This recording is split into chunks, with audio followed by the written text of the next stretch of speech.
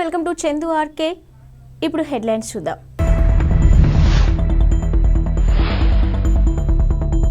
దైవ దర్శనానికి వెళ్తున్న కుటుంబాన్ని చిదిమేసిన లారీ డ్రైవర్ నిద్రమత్తు.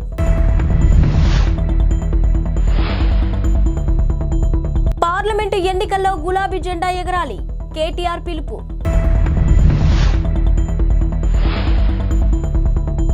ఇండియాలో ఈ రోజు ఏడాదిలోనే సుదీర్ఘ రాత్రి, అతి తక్కువ పగలు. వేములవాడ రాజన్న దర్శనానికి వెళ్తున్న కుటుంబాన్ని లారీ డ్రైవర్ నిద్రమత్తు చిదిమేసింది. హన్మకొండ జిల్లా ఎల్కతుర్తి మండలం పెంచికల్పేట క్రాస్ రోడ్ వద్ద ఈ తెల్లవారుజామున జరిగిన ఘోర రోడ్డు ప్రమాదంలో 4 వ్యక్తులు అక్కడికక్కడే మృతి చెందారు.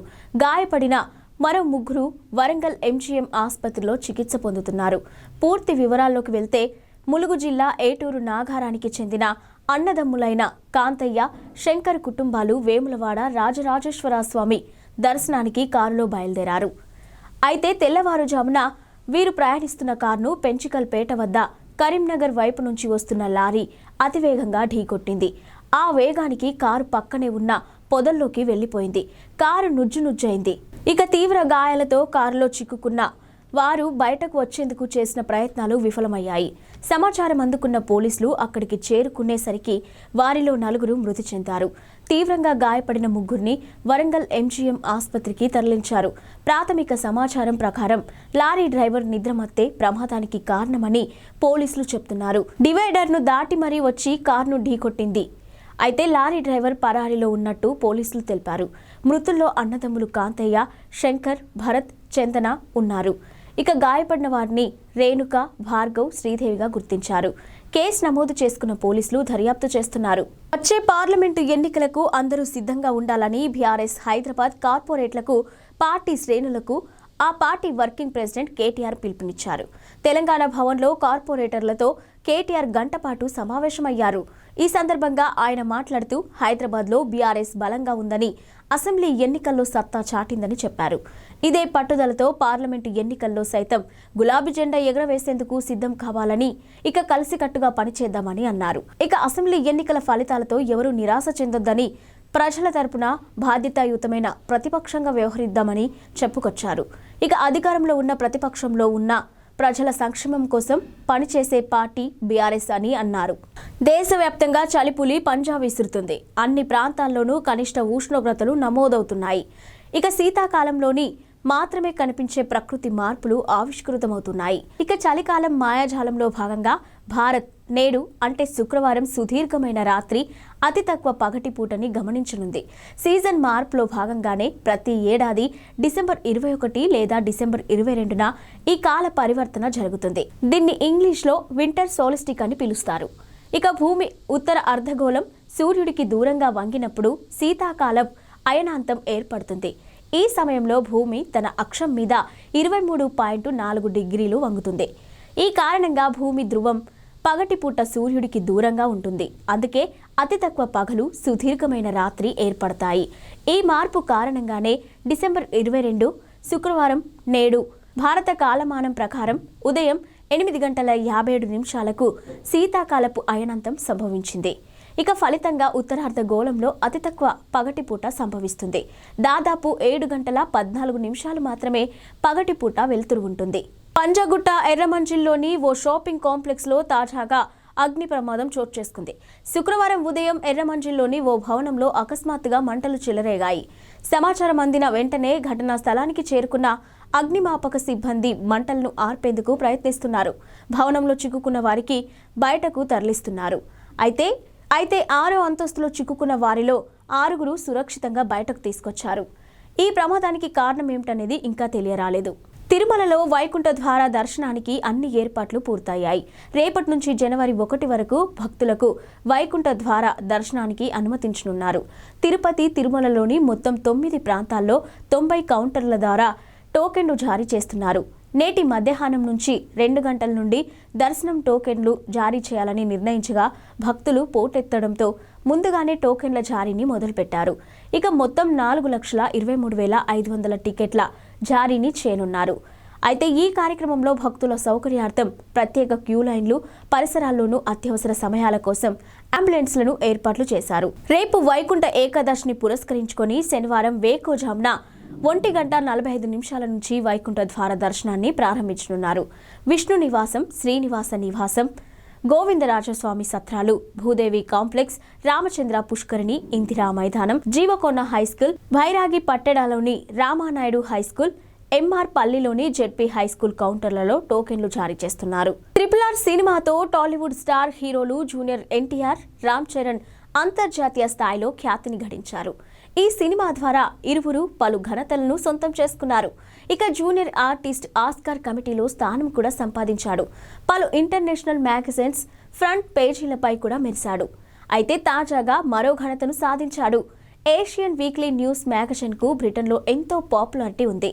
తాజాగా Asian weekly news eastern I 2023 పేరుతో టాప్ 50 ఏషియన్ స్టార్లను ప్రకటించింది. ఇందులో తారక్కు కూడా స్థానం దక్కింది. ఈ లిస్టులో తారక్ 25వ స్థానంలో ఉన్నాడు. తెలుగు ఇండస్ట్రీ నుంచి ఈ ఘనత సాధించిన ఏకైక నటుడిగా ఎన్టీఆర్ నిలిచాడు. సినిమాల విషయానికొస్తే తారక్ ప్రస్తుతం దేవరా అనే సినిమాలో నటిస్తున్నాడు. కొరటాల శివ దర్శకత్వం వహిస్తున్న ఈ చిత్రం భారీ స్థాయిలో తెరకెక్కుతుంది. ఈ చిత్రంలో జూనియర్ సరసన బాలీవుడ్ యంగ్ బ్యూటీ జాన్వీ కపూర్ నటిస్తుంది. విలన్ గా బాలీవుడ్ స్టార్ సైఫ్ అలీ ఖాన్ నటిస్తున్నారు. నిర్ణీత సమయానికి సరుకు డెలివరీ చేసేందుకు లారీ డ్రైవర్లు పడే శ్రమ అంతా ఇంతా కాదు. కొన్నిసార్లు నిద్రాహారాలు మాని డ్రైవ్ చేస్తూ ఉంటారు. రాత్రి వేళ కూడా విశ్రాంతి లేకుండా లారీ తోలడం వల్ల కొన్నిసార్లు ప్రమాదాలు జరిగి ప్రాణ నష్టం జరుగుతూనే ఉంటుంది. ఈ నేపథ్యంలోనే రాత్రి వేళ కాసేపు విశ్రాంతి తీసుకొని వెచ్చగా కాస్తంత ఛాయ్ కడుపులో పోసుకొని తిరిగి లారీ ఎక్కేలా ఒడిశా ప్రభుత్వం ఓ కొత్త పథకాన్ని ప్రకటించింది. రాత్రులు రాకపోకలు సాగించే లారీ డ్రైవర్లకు హోటళ్లు, దాబాలలో ఉచితంగా టీ పంపిణీ చేయాలని నిర్ణయించింది. ఈ ఖర్చును ప్రభుత్వం భరిస్తుందని ఆ రాష్ట్ర రవాణా శాఖ మంత్రి టుకుని సాహు వెల్లడించారు.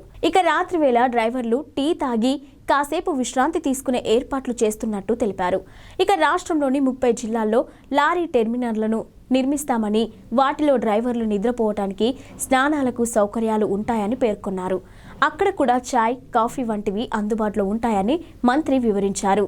విండోస్ 10కు సపోర్ట్ నిలిపివేసేందుకు సాఫ్ట్వేర్ దిగ్గజం మైక్రోసాఫ్ట్ నిర్ణయించడంతో 24 కోట్ల కంప్యూటర్లు నిరుపయోగంగా మారే ప్రమాదం ఉందని కెనాలిస్ రీసెర్చ్ అనే సంస్థ తాజాగా పేర్కొంది. దీంతో 48 కోట్ల కిలోల ఈ వ్యర్థాలు పేరుకుపోవచ్చని హెచ్చరించింది. విండోస్ 10కు సపోర్ట్ నిలిచిపోయిన కంప్యూటర్లను మరికొన్నేళ్ల పాటు వాడే అవకాశం ఉన్నప్పటికీ సెక్యూరిటీ అప్డేట్స్ లేని పక్షంలో వీటికి డిమాండ్ ఉండదని పేర్కొంది. 2025 కల్లా విండోస్ 10కు సపోర్ట్ నిలిపివేయాలని మైక్రోసాఫ్ట్ లక్ష్యంగా పెట్టుకుంది. అయితే అక్టోబర్ 2028 వరకు విండోస్ 10 ఓఎస్కు సెక్యూరిటీ అప్డేట్స్ అందించాలని నిర్ణయించింది. వీటి వార్షిక ఫీజు ఎంత ఉండొచ్చనేది మాత్రం నిర్ణయించలేదు. గత అనుభవాల దృష్ట్యా సెక్యూరిటీ అప్డేట్స్కు వార్షిక ఫీజు చెల్లించడం కంటే కొత్త వాటి కొనుగోలు వైపు ప్రజలు మొగ్గు చూపే అవకాశం ఉందని కెనాలిస్ అంచనా వేస్తుంది. దీంతో పాత పీసీలు అనేకం ఈ వ్యర్థాలుగా ల్యాండ్ ఫిల్స్లో పోగుపడొచ్చని హెచ్చరించింది. అయితే కెనాలిస్ నివేదికపై మైక్రోసాఫ్ట్ ఇంకా స్పందించాల్సి ఉంది. ఏఐ సాంకేతికతను కొత్త తరం ఓఎస్లో ప్రవేశపెట్టేందుకు మైక్రోసాఫ్ట్ నిర్ణయించింది. దీంతో పీసీ అమ్మకాలు మరోసారి ఊపందుకుంటాయని భావిస్తున్నారు. దేశవ్యాప్తంగా కరోనా మళ్లీ కలకలం రేపుతుంది. ఇక పలు రాష్ట్రాల్లో కోవిడ్ కొత్త వేరియంట్ కేసులు నమోదవుతున్నాయి. తాజా వేరియంట్ చిన్నపిల్లలపై ప్రభావం చూపుతుంది. ఈ నేపథ్యంలో పిల్లల పట్ల తల్లిదండ్రులు పూర్తి జాగ్రత్తలు తీసుకోవాలని కేంద్ర వైద్య ఆరోగ్య శాఖ హెచ్చరించింది.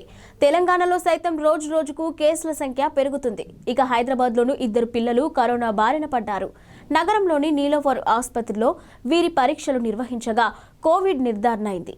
అయితే తెలంగాణ వ్యాప్తంగా కొత్తగా మరో యాక్టివ్ కేసులు నమోదయ్యాయి. ప్రస్తుతం రాష్ట్రంలో 25 యాక్టివ్ కేసులు ఉన్నట్టుగా తెలుస్తుంది. ఉమ్మడి వరంగల్ జిల్లా ఘనపురం మండలం గాంధీనగర్కు చెందిన ఒక మహిళలో కొత్త వేరియంట్ లక్షణాలను వైద్యులు గుర్తించారు. వెంటనే ఆమెను వరంగల్ ఎంజీఎం ఆసుపత్రికి తరలించారు. ఆమె నుంచి శాంపిల్స్ సేకరించిన డాక్టర్లు టెస్టింగ్ కోసం పూణేలోని ల్యాబ్కు పంపించారు. ఎంజీఎం ఆసుపత్రిలో ప్రత్యేక కరోనా వార్డును ఏర్పాటు చేశారు. ఇక సిద్దిపేటలో కూడా ఒక కేసు నమోదైంది. కరోనా కేసుల సంఖ్య పెరుగుతూ ఉండటంతో అన్ని జిల్లాల ఆసుపత్రుల్లో కోవిడ్కు సంబంధించిన ప్రత్యేక ఏర్పాట్లు చేయాలని వైద్య అధికారులకు రాష్ట్ర ఆరోగ్య మంత్రి దామోదర్ రాజనరసింహ ఆదేశాలను జారీ చేశారు. కేసులు పెరుగుతున్న నేపథ్యంలో టెస్టింగ్ సెంటర్లను పెంచాల్సిన అవసరం ఉందని నిపుణులు చెబుతున్నారు. పార్లమెంటు నుంచి ఎంపీలను సస్పెండ్ చేయాలని నిరసిస్తూ ఇండియా కూటమి నేడు దేశవ్యాప్తంగా బంద్కు పిలుపునిచ్చింది. ఈ నెల 13న కొందరు దుండగులు లోక్సభ గ్యాలరీలోకి ప్రవేశించి పొగబాంబును వదిలి నానా హంగామా చేశారు. అయితే బీజేపీ ఎంపీ సిఫార్సు ద్వారానే వారు లోక్సభలోకి రాగలిగారని, ఈ భద్రతా వైఫల్యంపై కేంద్ర హోంమంత్రి అమిత్ షా ప్రకటన చేయాలని డిమాండ్ చేసిన విపక్ష ఎంపీలను ఉభయ సభల నుంచి సస్పెండ్ చేశారు. ఇక పార్లమెంటు చరిత్రలోనే ఎన్నడూ లేని విధంగా ఏకంగా 146 మంది ఎంపీలను సస్పెండ్ చేసి బయటకు పంపారు. ఇక కాంగ్రెస్ కూటమి దీనిని నిరసిస్తూ నేడు దేశవ్యాప్తంగా బంద్కి పిలుపునిచ్చింది. అన్ని రాష్ట్రాల్లోనూ ఇప్పటికే నిరసనలు మొదలయ్యాయి. ఇక హైదరాబాద్లోని ఇందిరా పార్క్ వద్ద కాంగ్రెస్ పార్టీ చేపట్టనున్న ధర్నాలో ముఖ్యమంత్రి రేవంత్ రెడ్డి, డిప్యూటీ సీఎం బట్టి విక్రమార్క, పలువురు మంత్రులతో పాటు పీసీసీ కార్యనిర్వాహక అధ్యక్షుడు మహేష్ కుమార్ గౌడ్ కూడా పాల్గొంటారు. తెలంగాణలో రాత్రి ఉష్ణోగ్రతలు దారుణంగా పడిపోతున్నాయి. బుధవారం రాత్రి రాష్ట్రంలో 19 జిల్లాల్లో 10 డిగ్రీల లోపు ఉష్ణోగ్రతలు నమోదయ్యాయి. మిగిలిన జిల్లాలో 10 నుంచి 15 డిగ్రీల వరకు ఉష్ణోగ్రతలు నమోదయ్యాయి. ఇక కొమరంభీం జిల్లా, ఆసిఫాబాద్ జిల్లాల్లోని సిర్పూర్లో అత్యల్పంగా 6.6 డిగ్రీల ఉష్ణోగ్రత నమోదైంది. ఇక ఆదిలాబాద్లోని జైనత్లో 7.5 డిగ్రీల ఉష్ణోగ్రత రికార్డైంది. హైదరాబాద్లో 10.7 డిగ్రీల ఉష్ణోగ్రత నమోదైంది. ఉత్తర తెలంగాణ జిల్లాల్లోనే చలి తీవ్రత అధికంగా ఉంది. ఇక్కడి అన్ని జిల్లాల్లో అల్ప ఉష్ణోగ్రతలు నమోదయ్యాయి. రాబోయే 3 రోజుల్లో చలి తీవ్రత ఉంటుందని, ఉష్ణోగ్రతలు కాస్తంత తగ్గే అవకాశం ఉందని Telangana state development planning society రిపోర్ట్లో తెలిపింది. ఉత్తర ఈశాన్య దిశ నుంచి వీస్తున్న గాలుల కారణంగా చలి ప్రభావం ఎక్కువగా ఉంటుందని వాతావరణ శాఖ పేర్కొంది. ఈ కాలంలో అనారోగ్య సమస్యలు తలెత్తే అవకాశం ఉండటంతో పిల్లలు, వృద్ధులు, గర్భిణులు తగిన జాగ్రత్తలు తీసుకోవాలని వైద్యులు సూచిస్తున్నారు.